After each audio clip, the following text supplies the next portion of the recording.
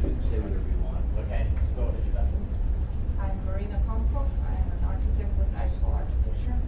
In which case you would just Architect for Bernie project. Ryan Thorpe, I'm with Arthur. Francis McLaughlin, I work in the planning department. Big train assembly. Amy Dombrowski, Assembly. Pete Peterson, assembly. Erica McConnell, Office of Economic and Community Development. You can go Mr. Dunbar is also here. somewhere. Okay. Jason West, I'm with Babylon Company, which is going through the permitting process, so I'm reserving. William Russell, Alaska Rustic LLC. Jason Brandeis is the attorney for Alaska Wrestling. John O'Day. Nick Miller. John O'Dell, planning. Terry Stormfall planning. Ryan Yellen, planning. All right, well, welcome everybody. So we have 3 marijuana establishments on the agenda. The last one, Danish Gardens, isn't up for a couple more assembly meetings, and they could have come, so we're not going to get to that one today.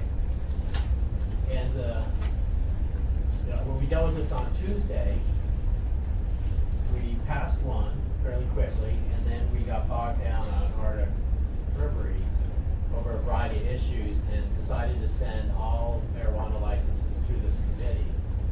And my sense is to kind of look if there's any speed bumps on them so that any petitioner applicant would know what's coming at them. Kind of just this format, discuss various ways to deal with it and perhaps come up with recommendations so when it hits the assembly it's better prepared.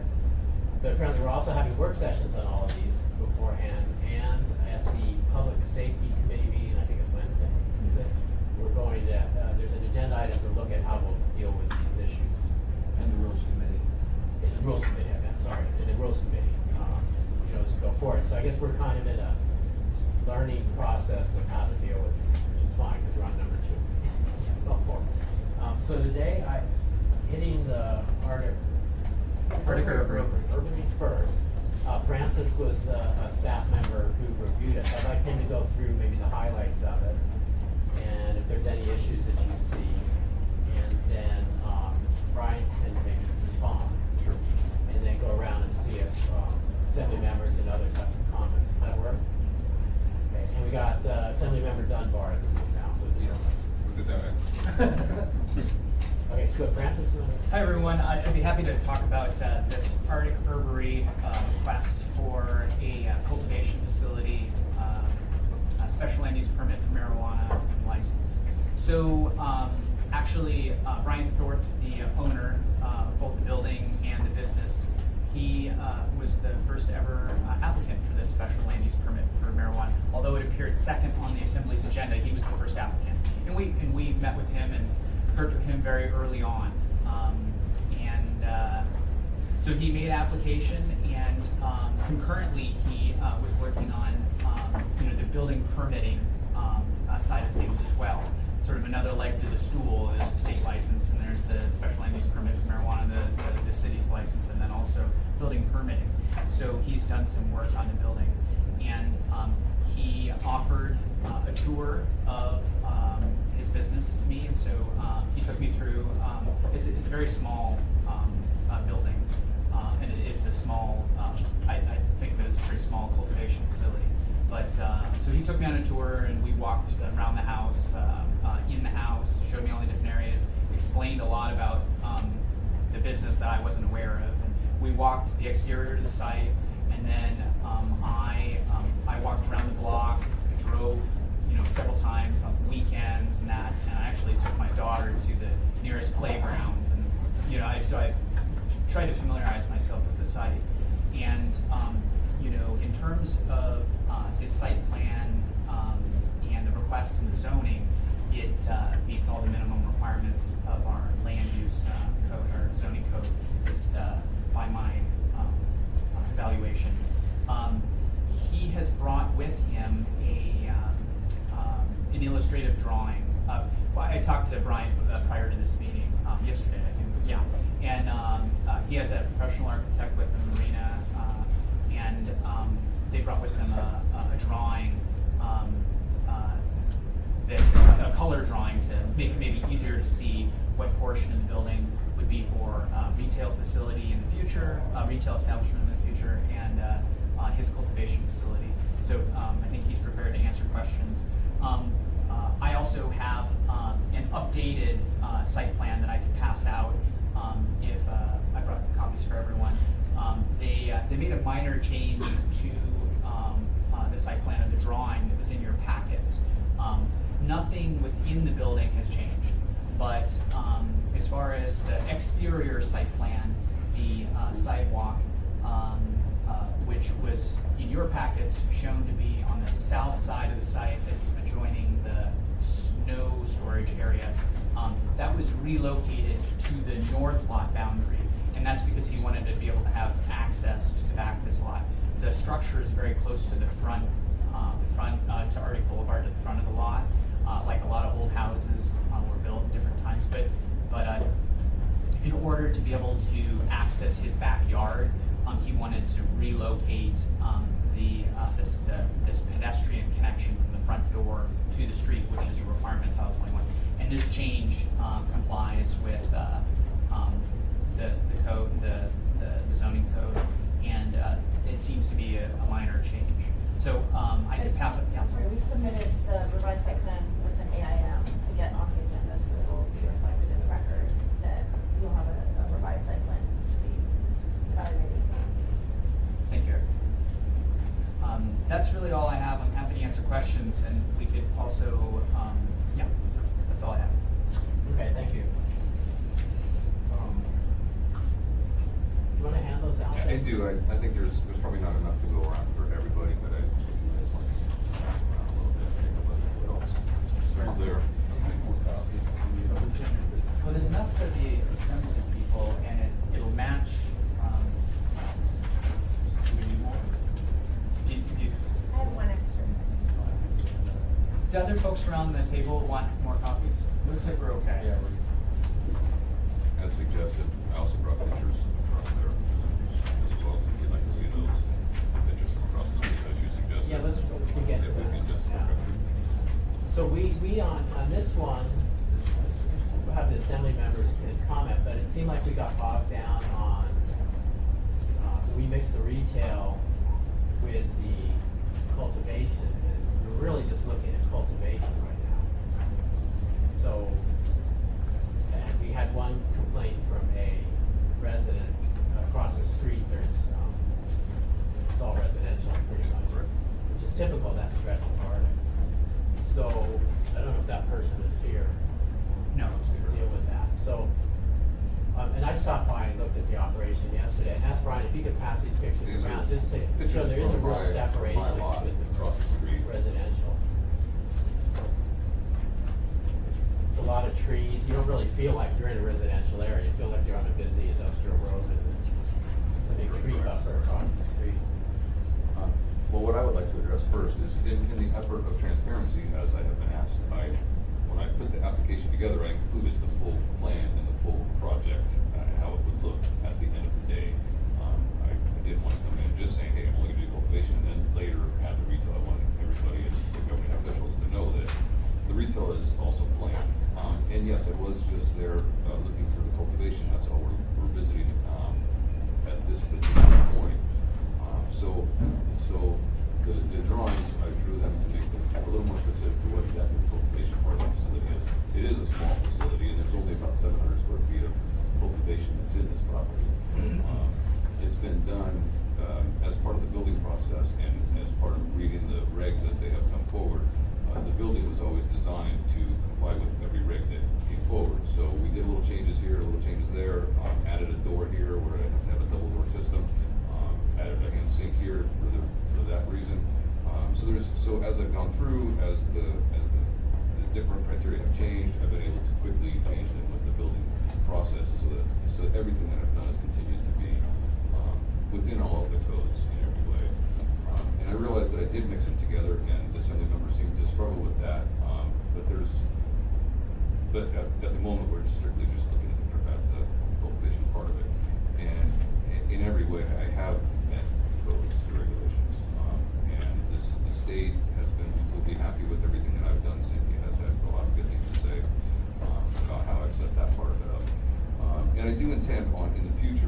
having both of them at this location.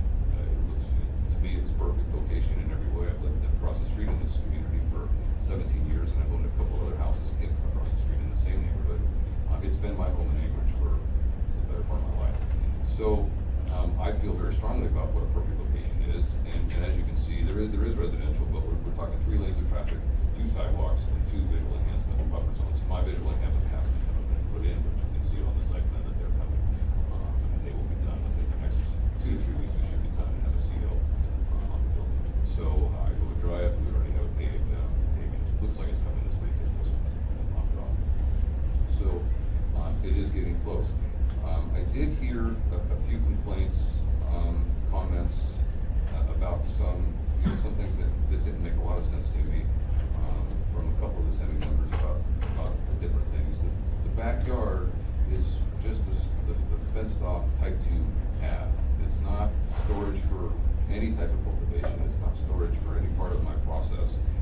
It is storage for my motorhome or my plow truck or my set of tires or something that I want. It's allowed to be used as storage in that fashion. So because it is a pretty good sized lot back there, that's what I'd like to use it for.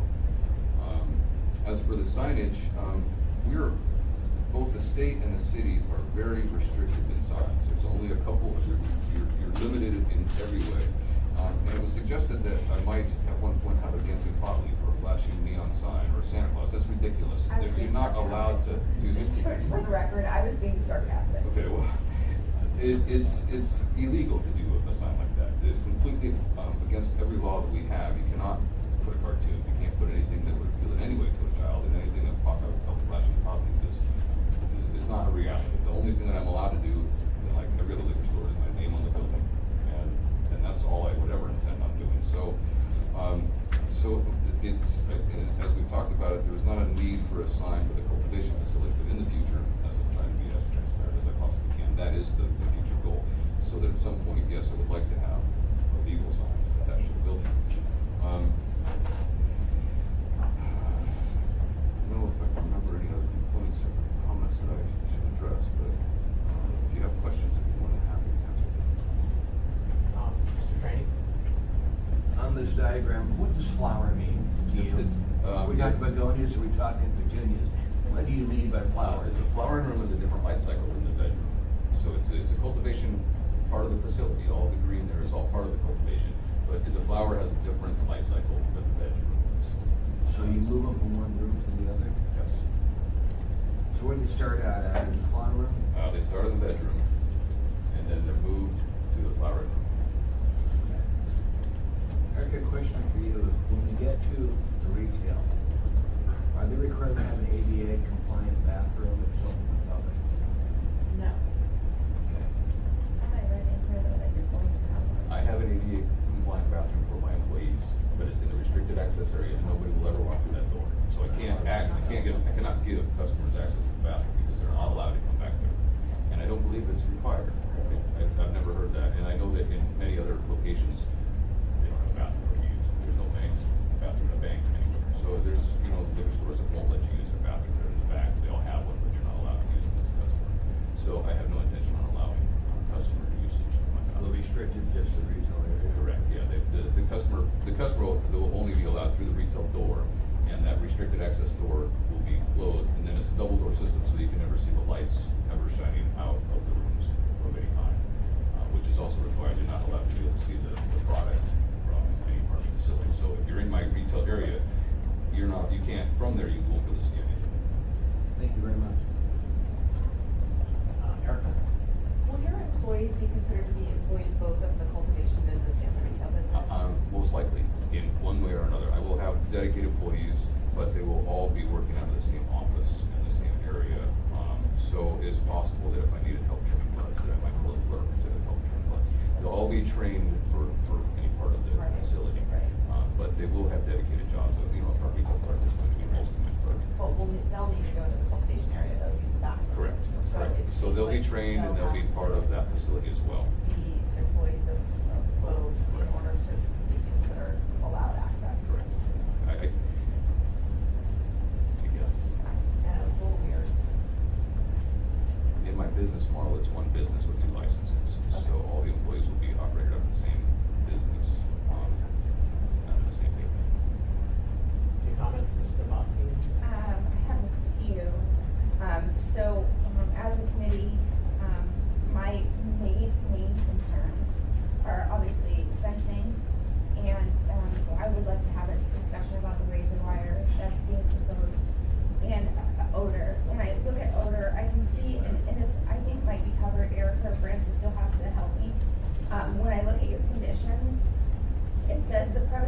ventilated, so the odor of marijuana can't be detected at any lot line, right? And so I thought, okay, well, that's okay, but it didn't seem easy enough for me, to be honest.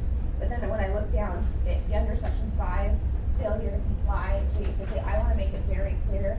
I don't wanna get in this perpetual cycle where we have neighbors complaining, and we're warning, and we're this, and we're that. Well, it doesn't say specifically that you can revoke the license. I wanna make it very clear. These are the main concerns that came about as we gone through this public process. Odor is a huge one. Odor, security, those seem like the two biggest ones. With odor, I just wanna know, do you really think this is strong enough language? Or, cause like I said, I can read it, and then I read section 5, and I'm like, well, that probably covers it. But, I mean, odor is one of the most challenging things to regulate because there isn't a machine that gives us an objective standard for smell. Everything's subjective. It's, I can smell it, you can't smell it. What does that mean? Other communities have, we have a handout from the health department regulates odor. And we have a handout from them, which I don't have with me, but I can certainly provide to you about how they address odor complaints. And I can't remember if they do it, I've read it in other communities, but other communities will often determine that there is a problem based on like the number of complaints they get within a certain time period. But I think the way we plan to address it is if we do determine that there's a problem, the first thing that we would do is allow the licensee to add additional, air scrubbing equipment or ventilation or move where their ventilation is to try to address the problem. So rather than immediately shutting them down. I agree with that completely, but I'm worried about that perpetual, we keep complaining, and they're really not doing anything, and they keep complaining. I don't wanna get into this catch-22. I wanna make it very clear from the beginning, when we give you conditions, that means you better meet them. And if you don't, it means ultimately you could lose your license. That's definitely an issue to enforce the process and that's have to stay on top of. Can I speak to the odor? Now, what odor are we concerned about? The odor of the flowering plant or smoke? People inhaling Obviously, smoke? if it's a cultivation facility, I'm not worried about the smoking. Well, You shouldn't have smoking in a facility. Well, that's what a lot of people's thought process is, I'm gonna smell smoke. And No, I just I'm wanna make not sure we're talking clear about that it's not. Yeah, no, and I didn't go to Colorado with some of the others that did, but I can tell you, the one thing that surprised me was almost every single person I talked to that went into a cultivation facility was surprised at how pungent the smell was. When you walk through the door, And it's hard to get rid of it the stayed smell. with them for days, as I've been told. So to me, I didn't realize cultivation facilities were that strong. And so I just want to make sure, and especially as we get closer to residential areas, that's one of those things we're very, very, very sensitive about. Mr. Dunbar? So I guess before I even ask my question, I wanted to ask, so I'm not technically on this committee, or maybe I missed the beginning, are you going to allow us to participate? Okay. So my understanding is that these will have to be renewed, unlike alcohol special land use permits, is that correct? The license is up for renewal every year, so it's a 1-year license. The Right. special land use permit does not expire unless either the state or the regional license goes away for some Or they shut down. Yeah. Right. So we still have quite a bit of control in the sense that we can renew it every year. And so Amy, I'm not understanding what your concern is here when, section 5 says specifically shall constitute grounds for modification or revocation.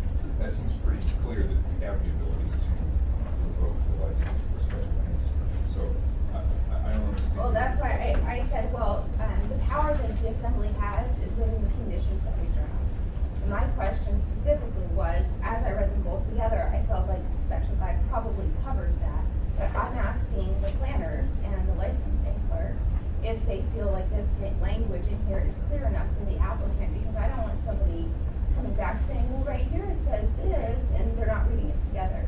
So for me, the best way to solve issues is right up front, making sure we're communicating very, very clearly. So that's what I was asking, and wanting to know if they felt this language could be beefed up, or if they felt it was adequate, and that we read it together. Through the chair, one of the things that we discussed when the working group was putting this together was to give the assembly maximum control, and one of the opportunities of maximum control is that the license will come before you each year. And so if there are issues with the licensee, we have the opportunity during the renewal to add conditions onto their specific license, not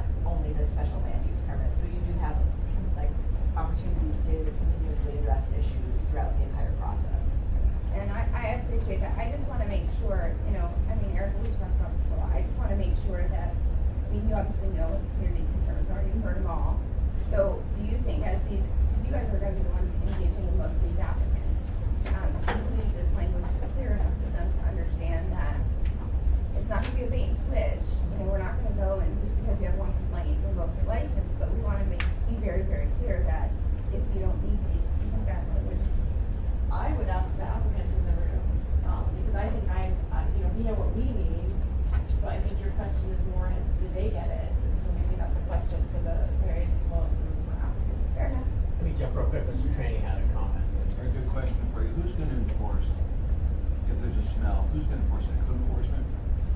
I think the health department is still dealing with odor. Some of the normal health department complaint things have been transferred to zoning enforcement, but I believe the health department still deals with odor. Can you find out for us, Stu?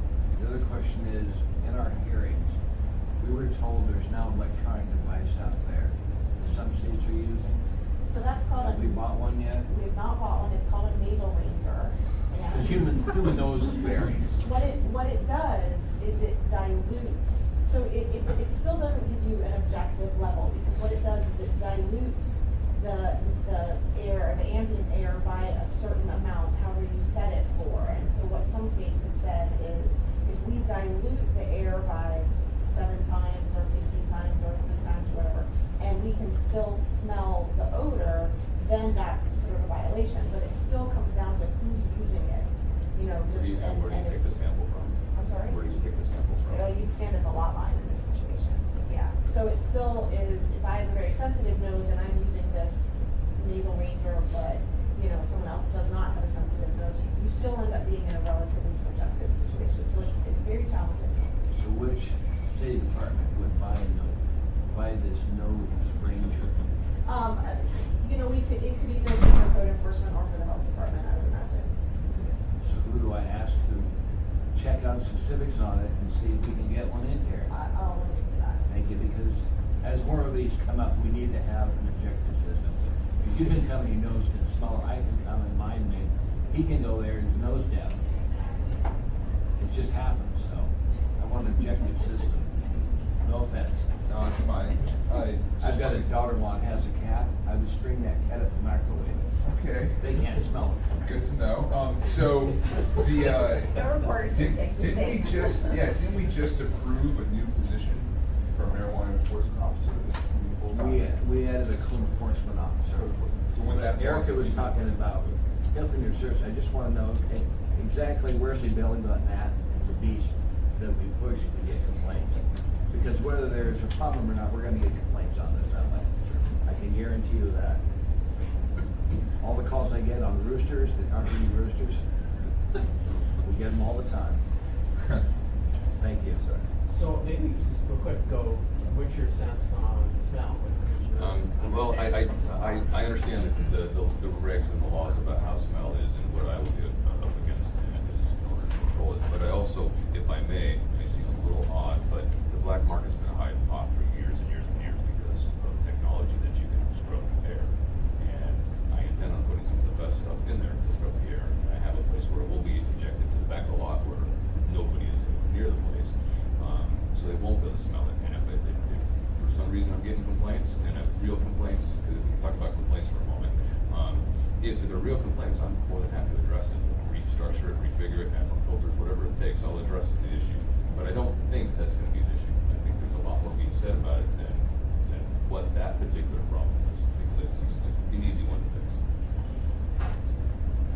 As long as we're clear. Do you have a thought? With regards to odor, yeah, ditto that. They have carbon filters and scrubbing machines, and like I said, the black market's been doing it for years undetected. So I know in my situation, my air exhaust is hundreds of feet from the nearest neighbor, and the wind is constantly blowing there. So I'm sure that I'll have no issue.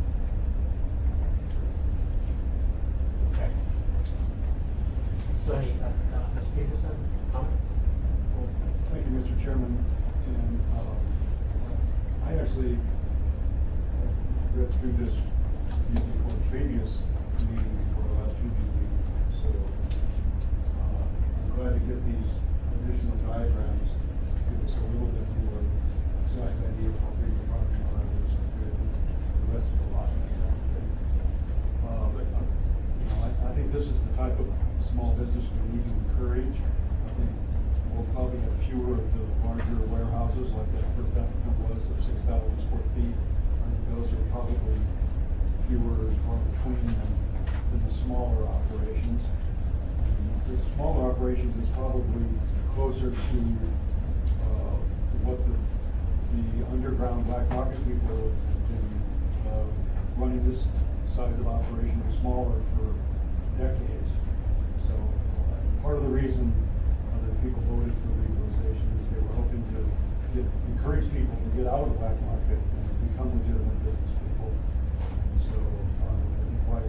small, grow operations like this when we open that door.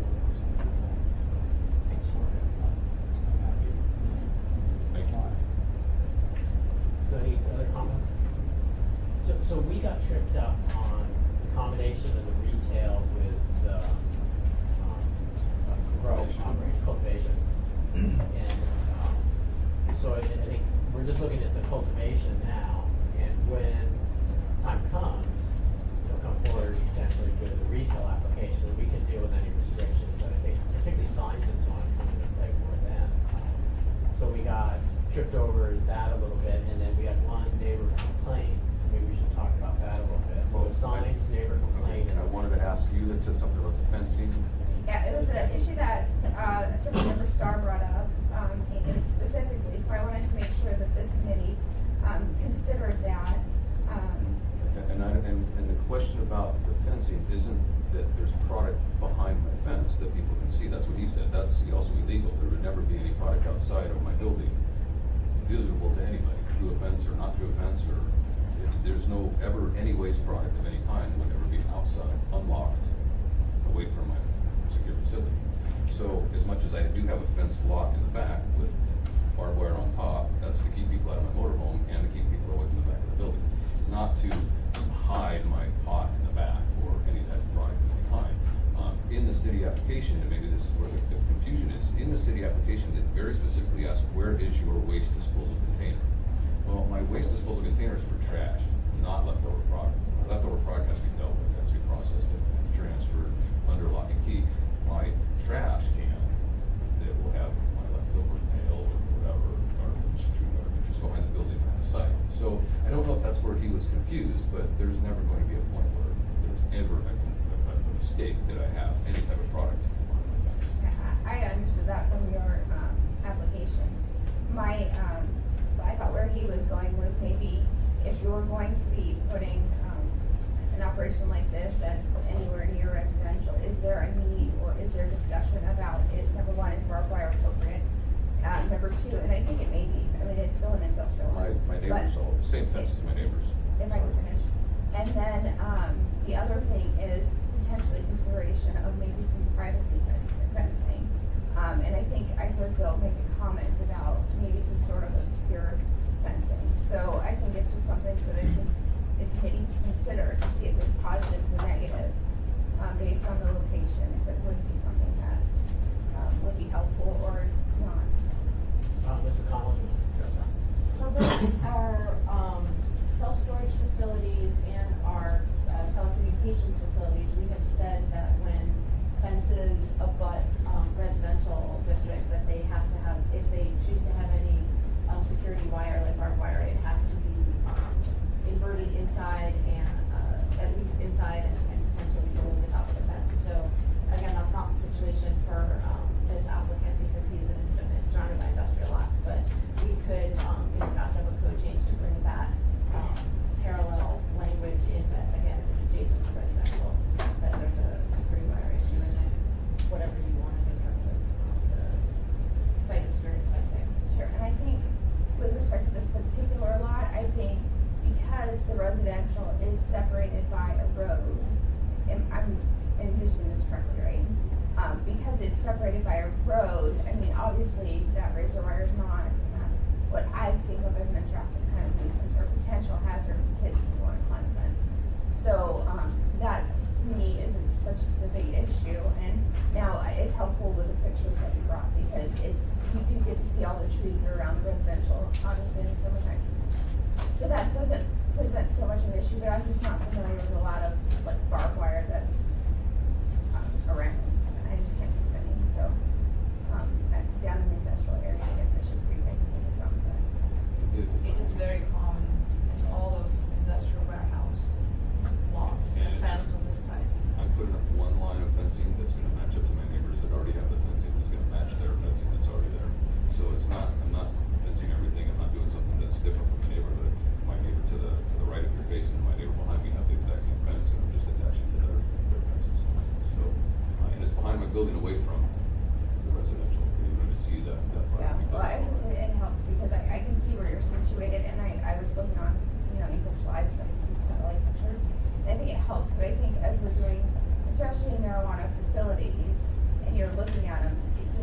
start to wonder, especially, I mean, I know we keep saying it depends on who's talking and what point they're trying to make, whether we're supposed to be commingling the fact this is going to have retail potentially or not. So I appreciate the fact that I understand the long-term vision, but the fact that we are now commingling the discussions are, you know, is it going to be something that we would potentially consider is having some of these facilities that are in kind of this transitional zone, having them kind of a little bit more, I don't wanna say the word sheltered, but a little bit more or less obvious. I don't know, but that's something to consider. So. If I may, in my case, when I get done putting up my visual enhancements, you won't see my building. It's a little low, it's one story. You'll see it at my driveway, but you won't see it. I've got 18 bushes and 3 trees I need to put in there as soon as I get done paving. And when I'm done with that, it's gonna, not many bushes will completely cover all of my areas. You won't be able to see through it. So in this particular case, I think it's a great location. We did have somebody, you know, that lived across the street have comments. I've had many comments from a lot of people across the street that are all for it. Everybody I've talked to over there is so excited they stopped by. They have lots to say. When you open it, everybody has been that way. And I recognize that there's going to be people that aren't happy with it. And I've done this in, if I may use the term, the most wholesome way I can. The name of my business, the project that I put together, it's not to lure kids. I don't even want the kids to see it. I don't want them anywhere near me. And I respect that people have that concern, but I'm doing my part in addressing it. And I have no intention on making it something that's visually unattractive to children or they can start attention to parents. So I understand that she has her concerns, the person that stood up, and I'm sure there's others that might stand up. But most of the comments that I've heard, almost every single one of them, probably 90% have been positive. And maybe they don't come to me. I do have someone that's complaining about my tracking every day when we're working. As soon as I drive a truck out, they call. And I got city enforcement there every day. I'm sweeping this every 10 minutes. I'm sweeping a lot because somebody's calling. Every single time I drive in and out of the lot. Fine, I'm dealing with it best I can. So I know there's going to be people that are upset with the whole idea. It's part of our community. After you pay, that won't be an issue. No, correct, it won't be. But at the moment, we're doing the excavation, the paving and stuff, when we do that, we're not problem. So constantly sweeping that lot there with the street sweeper and the hose. Kids out there with it. So I recognize that there's people that aren't going to be happy about everything. But it will be done in a very pleasing and effective, professional way, the best I can. I just have a question. There's a notification requirement, right? So 500 notice, anyone within 500 feet. Yes, both would property get it. owners and residents. So do you know how many residents were notified? The number is in there about 160. And those are residents? And I got one of those notices myself, because I would regularly. And there was one comment. Sent to the community council at 137 property owners and residents. There was, I thought Stacy Dean commented, maybe there was a late comment received. She commented online. I think she owns the building to the south She or runs her the, business. she's 3 doors down. It's a garage, like, a garage strip mall, and she's about 3 doors down from me.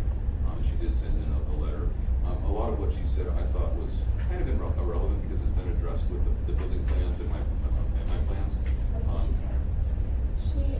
was provided to an AIM that was attached. One of her comments. You guys have that? One of them was about me running my real estate business out of this operation, which is, I have a RE/MAX office where I continue to do my real estate as long as I'm going to continue. She had a problem with the snow storage, and it's been addressed with my water drainage. There was a few comments that she made.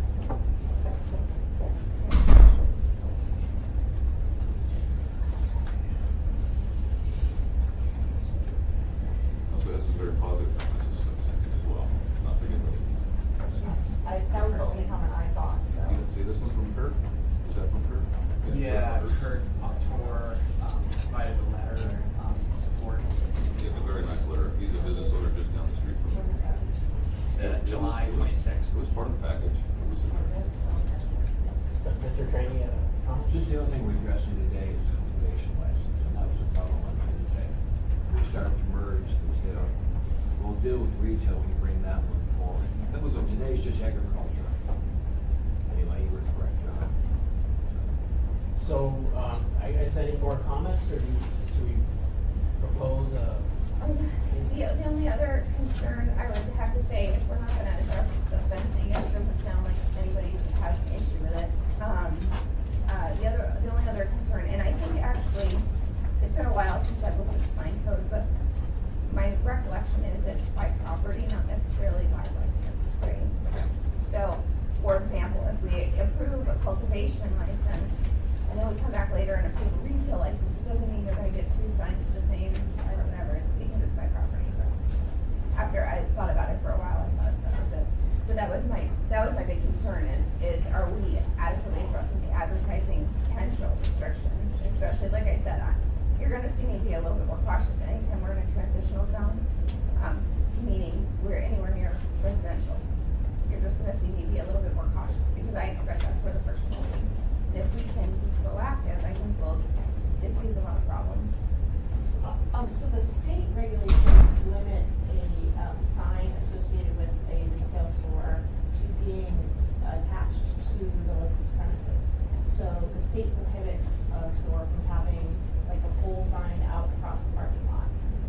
We did kind of identify internally just the other night a potential loophole that, you know, a licensee who was trying to find that loophole could say, well, I'm putting up my pole sign for my cultivation facility, it's not my retail store, even though they're kind of the same thing. So we would like to create an amendment that basically just says if you have multiple licensees, including a retail store, you have to comply with the retail store signage regulations. Well, I appreciate that, because I think actually in this packet, I saw something that said later I was gonna put up a bill sign. And I think. You know, and actually that was before, I wasn't interested, I will not be putting up a pole sign, I'm allowed to put one on the building, I would like to put, at minimum, a sticker on my front door. And otherwise, a pole sign isn't really out there. I think Ms. Franklin talked to him about the sign regulation actually after the day, so he was aware of that. That's helpful, because again, that was one of the top three, and like I said before, I as I read your packet, I think you adequately addressed your security issue, because that again is one of the community concerns. So Erica, are you planning on drafting an amendment for this particular license too? Not for this No, license, overall, but overall, I overall. think is what she's saying. Code amendment. Okay, so what can we do in the conditions to, address that issue? You could say, that all signs shall comply with the sign regulations for retail marijuana facility. Okay, I think that's fair, and, since you're already gonna comply with that, do you have any issues with us, adding that condition? You know, not at all. The sign is not really one of my concerns. When I go to design a sign, I'll pull up the code, show the sign maker, this is what it lists needs to be. And Looking let's at the see. state code. Yeah, and it'll be actually met with the city and the state code, because we both have different regulations and they're both somewhat strict. Okay, so, Mr. Chair, my recommendation would be, since we've identified that loophole, and that was one of the concerns that was raised, my recommendation would be that the committee recommends an amendment to the conditions to articulate what Erica just said to us, basically, and the applicant's agreeing, and he's gonna comply with those state and state codes anyway, so I don't think it'll be a problem. Is any opposition to that? Okay. Can you help us with that, Erica? Me too. Mr. Training? John, do you want a motion from this body urging approval for this agricultural license? I think that's where we should go. Who wants to make that one? I'll make it, Okay. As amended. as amended. Okay. Any opposition to that? Okay, so we'll move that forward to the assembly Tuesday. Tuesday next week, yes. Good night. Yeah. All right, thank you. So anything from me? Thank you. All right, well, thanks. So the next one is Alaska Rustic. Will Russell's here with his attorney.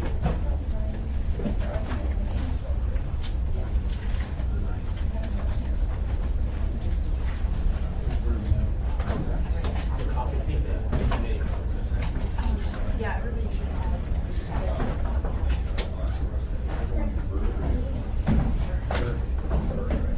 How's it going? So, Bill,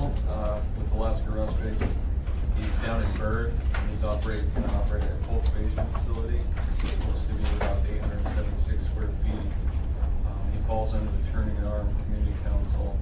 He got a letter from the Turning Arm Community Council in support of his operational license. And he went through, it looks like pretty much all of it, he got a lot of signatures from all the landowners in the area. So he isn't allowed use. It's kind of interesting, in the Bird Creek community, or the land use plan map, there's only 2 industrial properties where he has one of those. So he needs all the district requirements. Let's see, he is short on parking, but that's just what he showed on his plan. He has plenty of space, and that's, we've talked. He'll be able to provide those 3 parking spaces. Bill, you might have already. I did address that with the zoning area and changed that on my application. Yeah. And, Can I interrupt for just a second? I have to completely apologize, because I haven't had a chance to walk through your application yet. oh, okay. So if you can walk me through your zoning type, the community meetings that you had, and the community concerns and how you address those, that would be helpful. That question is directed to me. Whoever. Well, okay, so Bill, he's down in Bird, and the community council is Turning Arm. His zoning is the Turning Arm, which falls within the Turning Arm comprehensive plan. Let's see here. So what size is your lot, Bill? It's just over an acre, 49,000 square feet in size. He's been operating a sawmill since, or the property's been operating as a sawmill since, I believe, the 60s. He's just gonna add a small addition to that, one of those buildings, and do his corner there. He's, looks like he's been to the Turning Arm Community Council a couple times, and he passed a resolution in support. So it says 29 in favor and 1 opposed at the May 12th meeting. John, can I clarify, this is a limited, this is the only limited cultivation, application that we seek to file. So that's a subset of the state's cultivation license that limits the amount of grow area to 500 square feet. And this is one of the 2 lots. The reason why we made special rules for that area is because we were so short on potential. As I was doing amendments, I think this is a Mr. Evans amendment. Allowed, is it right? No, this is within an area designated industrial in the Covington comprehensive plan. So it fits right within the zoning district. And like I said, he has, his lot's plenty large, he's gonna meet the parking requirement, 3 spaces, and 1 handicap. Let's see what else here. The comprehensive, Turning Arm comprehensive plan does have goals, and the 8 goals, and he's, in his application, he addresses each of those 8 goals and how he meets those. His use that's designated is going to be pretty low impact. Don't inside, no noise or anything like that. He's going to be happy. It looks like he has pretty sufficient buffer, just screened from all the surrounding new residences. Really, that's hopefully that answers everything. And your property is bordered by who on each side? What type of uses? It's residential. And the residential neighbors on either side would have their thoughts or comments then? They signed the petition of support. In fact, every resident supports me in that area. Except one, right? That was at the community council meeting, which is the next town over. And that's where the community council is, and the community council is in a church, and the clergy live there at that church. And that lady was the one opposed because of her personal beliefs, not because of It's definitely, when you're addressing, I see only on a couple chart, when we go to section H of your narrative, you're talking about your fencing, and it doesn't look like the entire property is going to be fenced, just portions of it.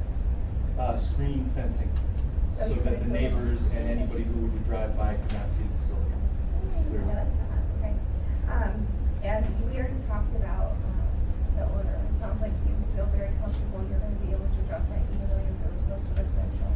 I'm alone, if you were to visit the property, which you're welcome to, lots of trees, and because it's turning it on the windows all the time, so that air is diffused. How about the limited cultivation facility? Yeah, it's very Under small. 500 square feet. So, in 500 square feet, how many plants can you put? There is no limit to the number of plants, and I haven't really made a solid plan as to the number that'll fit. But the state requires you to be orderly, I think. Yeah, like roads or something, to be able to walk. Yeah, you certainly have to be able to get around in each room. You can't, just completely cover the entire space with that. Just a question of curiosity, can you go up vertically? So I mean, 500 square I would feet, think so. can you be like 4 floors tall, 500 square feet long? I guess they count every level. 100 times you go up. Yeah.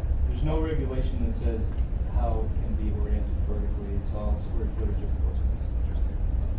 Anyway, it's still pretty small. Are you probably gonna go 4 floors because you're in a residential zone? Oh, yeah, there you go. No, my facility is a single zone. Yeah, but rows of hydroponics, I'm sure you could do multiple. I don't know if I saw the print yet. And you, let's see, okay, so lighting, fencing. Are you also comfortable with the advertising limitation that we? I'm having no signs on my building. No, okay, No, so zero. if, obviously we've identified this loophole between cultivation and retail in the state code. So if we were to add the same condition to your license as the previous applicant, just saying if you're gonna define an expanded building, not freestanding, would you do it? Oh, absolutely. I'm not gonna put a sign. I'd prefer if nobody even. You would get, yeah, that's how I would be if it was my business, but just, yeah, and you have no plans in the future of being a retail facility, you're No, strictly ma'am. cultivation. Yep. True story. One additional thing is, the code says, residential is prohibited, other than caretaker's residence, so he will have a caretaker's residence, being yourself, right? Yes. Occupying. But so it is allowed, it's a caretaker's residence. Sure, yeah, I know. Our checklist can be a little confusing, the way it reads. I did remember though from the discussions when we were making the law that you're allowed to have caretakers facilities, so. And it looks like you have, adequate security measures, you have electronic keypads and whatnot to enter the Yes, facility. ma'am. All that kind of stuff. Mhm. From what I'm seeing, I listed all my, typical concerns and, with the addition of that, closing up that loophole on the advertising, I don't see any issues with this one. Mr. Dunbar? So, yeah, I had a chance to read this last night, and certainly I was satisfied. I thought it did a really good job. I think it fits with the sort of character of the community pretty well, as demonstrated by the 90 signatures you got? 6 signatures? I'm well over 100 now. Yeah, which is wonderful. and 56 properties. being able to get a resolution support as well. I guess my one question is, are you going to continue to operate a sawmill? Yes, sir. That's great. Good. Yeah, I think it's great. Mr. Peterson? Thank you, Mr. Chairman. So you'll be able to use the sawdust to mix in with some of your waste. Yes, sir, that's correct. So it's a perfect co-mingling of businesses, I think. But so how are you gonna separate the sawmill business from the grow business? Are separate buildings? It's or- in one building, but the cultivation business is completely separated within that building, and the entrance is separated as well. Any other comments? Bill Starr, we took out electric, is here, and electricity is an issue with some, now how do we just address this one? In developing the ordinance, there's a requirement if you're doing a cultivation facility, to seek a letter from the serving utility that, in which you make a declaration about your load and energy use, and the utility then attests that one of two things, either that facilities existing are capable of serving the load, or that with modification, the facilities can be made capable of serving the load. Those modifications then are worked out with the respective applicant who would agree to pay for those facilities under the utility tariff. And in this case, I believe you saw and received your letter from the council. So, Mr. Dunbar? I'm sorry, there was one question I wanted to ask on point 3 here, and this is perhaps of America and Amanda. It says here that one or more license or affiliate goes past due taxes or fees. Did we already resolve that? Is this one of the ones that I know there was? There was a letter in that said I had no access. Okay, all right. I knew there was one that was on here, but it had to be resolved, or it's not actually, okay, thank you. Any other comments? I believe that was their first license that we actually already passed. Right. And it was one of the minority shareholders that taken care of once the majority shareholders found out that there was past taxes due, and they should have. It's on the phone too, but I didn't see that letter. Any other comments? Can I just say, we do draft these up about, they're, 2.5 weeks ahead of the assembly meeting, so there is time for the applicant to, resolve that issue. Even though the language is there. So, John, I'll make a motion that this committee recommends approval of Alaska Wrestling LLC's marijuana cultivation license with the amended condition to reflect the first applicant, basically close the loophole on advertising. And hopefully Eric can help us do this one too. Okay. Second, any opposition?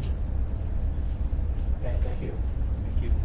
I just, Bill starts here, and did you have a comment on the first one? Did you come in and talk? I didn't see you in the room. Yeah, no, I was here, and he also would stop and receive this like. Okay, so he was good. Yeah. There was a letter in the packet that said it. So now you, I just want to check, so you sent me a message to see if we're meeting on that, right? Is your intent to come to these when we have these? I was interested in, today's in particular, since it's an evolving process, whether I'm a regular attendee. But we have noted, I'll say this about the process, and Eric and I have worked closely together on this. The applicant is responsible for declaring their anticipated energy use. And we have found it necessary, even though the form says we don't verify your numbers, we have had some discussions with applicants, asking them to get a little more informed opinion about use. We can look at the numbers and say, well, I think you're missing a few zeros here or something. But it's an evolving process for us as well. So we're working those things out applicant by applicant. Any comments on that? I had one thought going through, is if the applicant doesn't have enough load, then it becomes a problem for them, because they can't. That's all right, so it's really more a problem for them that they need to resolve to have a running business. Correct. So what you guys select your role? Well, when you come to us to do any sort of business operation or build a house or something else, if we don't have facilities that are capable of serving your intended use, then we have established terms for how you work that out to cause us to extend the facilities, and there's a payment arrangement that's approved by the regulatory commission where we make a contribution, the applicant makes a payment. So that's all very established. It's just, the sort of the soft spot so far has just been in ensuring that people do a good job calculating what they really intend to use. But you know that there's a lot of electricity used in these operations. And you have formulas per square foot for operation? How's that calculated? I sat down with an electrical engineer and with all my lighting packaging, we figured out what that needed to be. In addition to that, I'm also getting a full meter just for this building. And I did find his, I was looking at his, community council resolution and the number of signatures. I think exactly what we want is robust community engagement, and when we see that and the community support, it's very helpful. I went out there and I was at that community council meeting, which was extremely well attended given the small population. There's a tremendous amount of support. There was a picnic on Sunday where fairly well attended, see where it was, and generally support. Walked out there, it's tremendous community and interesting little addition to the business and charity. I won't even ask if there was friends. There was not. So that's it for these. We have the Danish Gardens will come up next, and that's a very, very large facility in an industrial area. It's ambitious.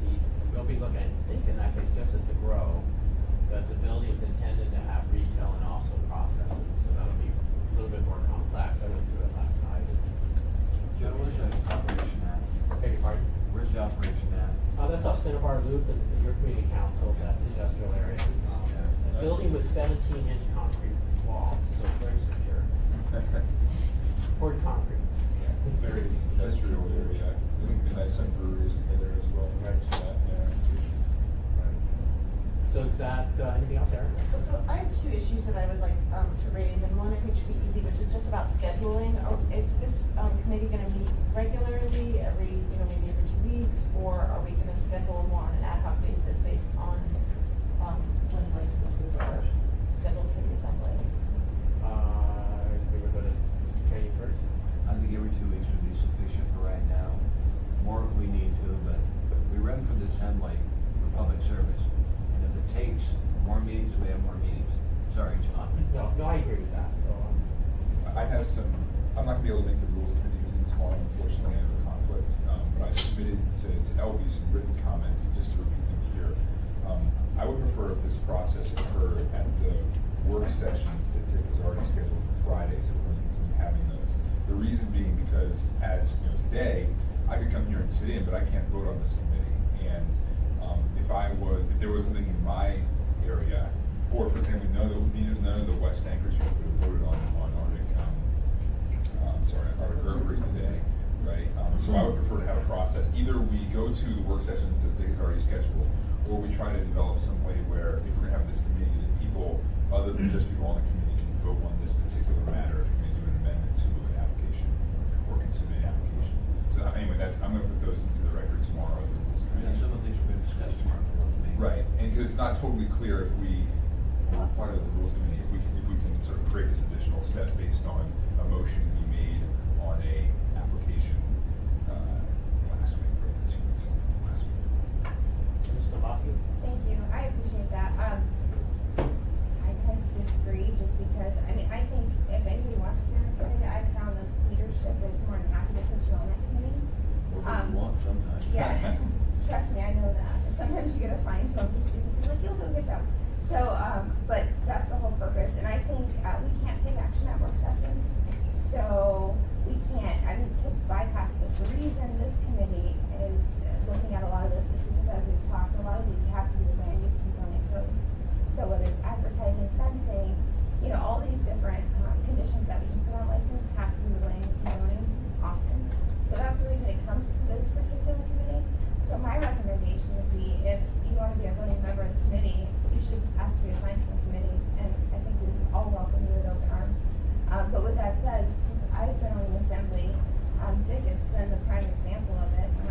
He has showed up to almost every single meeting, and even though he was the chair, he wasn't on the committee, but he's always participated. And I can't think of one time when we actually made, because a lot of times committees don't even make motions. A lot of times they just have a discussion. But I can't think of one time that a comment he made when he actually took an action didn't get incorporated. So my recommendation would be, if you want to be a voting member, just to ask to be on the committee. Because I'm sure we would welcome you. Yeah, but you have to come for the 2 egress issue. I know, exactly, that's the issue. This is going to be a hot button issue. For example, we haven't gotten a facility in East Anchorage yet, but I'm sure when it happens, we'll want to be actively involved in the process, and that. And you are, I am now, that's right. And you're Anyway, the voting member. my comments will be reflected in the record tomorrow's rules. Thank you, Mr. Chairman. My only concern is that we don't expect all of these, potential licensees to attend not only this committee, but the rules committee and the public safety committee as well. I think that's just a little too many layers. If we're gonna assign it to one committee, let's make it this committee, or let's make it the rules committee, or make it the public safety committee, whichever one. Let's try not to have to go through 3 different committees. I think the meeting tomorrow at the rules committee is intended to resolve that question, so we have one consistent process that everyone goes through. We do a one consistent process because for us, it's easier than the applicant. I don't want the applicant to have to go, which committee am I seeing today? And what's the standard today?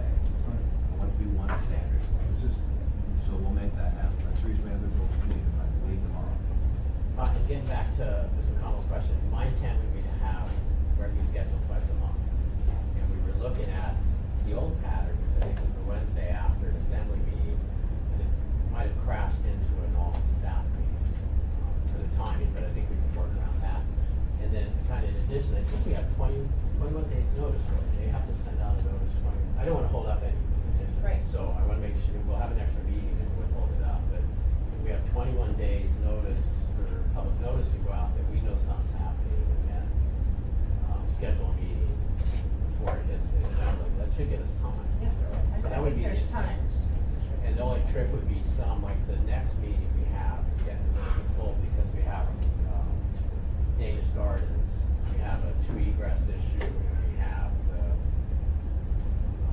the lease in Kincaid Park.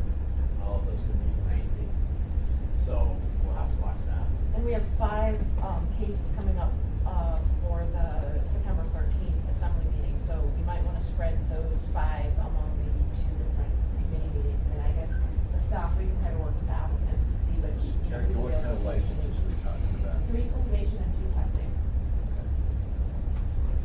The testing would be interesting ones. I have got a testing facility going into my Midtown Community Council. We turned 25 people out for that meeting, so I anticipate it will be a hot issue. Just the last thing, talking about process, initially when we started doing this, I thought the sentiment of the assembly was basically all marijuana licenses were gonna go to the public safety committee. But as we started talking about them, I realized most of the issues really were around land use and zoning code. So that's why at the meeting, I made a recommendation that comes to this committee, because I felt the content, the actual discussion is more suited for this committee, because we're more versed in land use and zoning codes. But with that said, I think as we see the licenses come up for renewal, just like with liquor licenses, the problem childs always tend to go to public safety. But that might be the time, and we did this more than once, sometimes we have joint meetings. And I shouldn't say joint, we're talking about marijuana, but I can't help myself. It was totally by accident. Sometimes we have combined meetings of both public safety and, when we were developing the law, the marijuana committee. So I think especially if there's one that we think there's a problem with, maybe that's a time when we schedule a combined meeting with public safety. But I think we'll probably see those on renewals if there's problems, not necessarily the newer ones. But that's just my thought. Okay, thank you. So I have a second issue.